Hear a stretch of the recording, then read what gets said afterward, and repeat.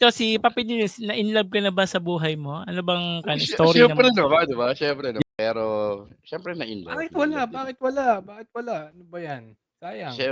Siyempre. Ano 'to, eh, collect and Pero collect, 'yan, eh, collect. dating meron, yeah, dating. 'Yon, dating. Okey lang 'yan, date muna tsaka ako kasi, based in my, story sa buhay ko, na-inlove ako is madaming beses na rin since high school and then sabi sa research, sabi nila, ang isang individual, isang tao daw is 5 times na dadaanan yung heartbreak sa buhay. Kumbaga dadaan ka sa mga heartache, dadaan ka sa mga failure sa relationship. Wala naman sigurong perpektong relationship para sa atin. But, Oo.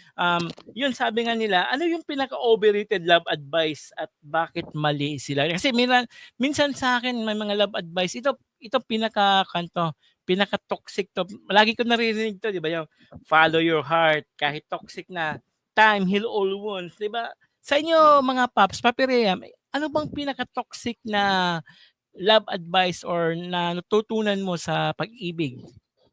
Toxic love Sabi advice. ang pinaka-toxic siguro na nadinig ko, hmm, hangga't kaya mo magtiis ka, yung mga gano'n. Ay, oo. 'Yun yung Oo. madalas marinig, eh. Pero Baliktad. sa'kin feeling ko hindi siya effective, eh. Oo.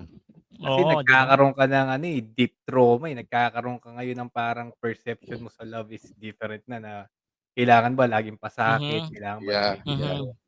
Natatakot kang ano, mag-move on or to jump into another relationship kasi baka naisip mo, "Ay shit, ganito na naman."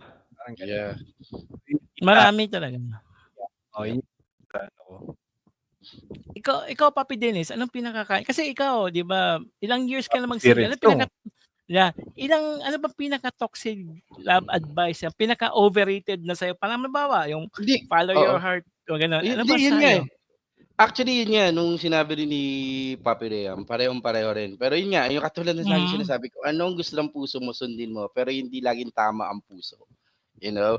The reason hmm, why ang utak nilagay sa taas, mas mataas sa puso kasi kailangan mo rin mag-isip.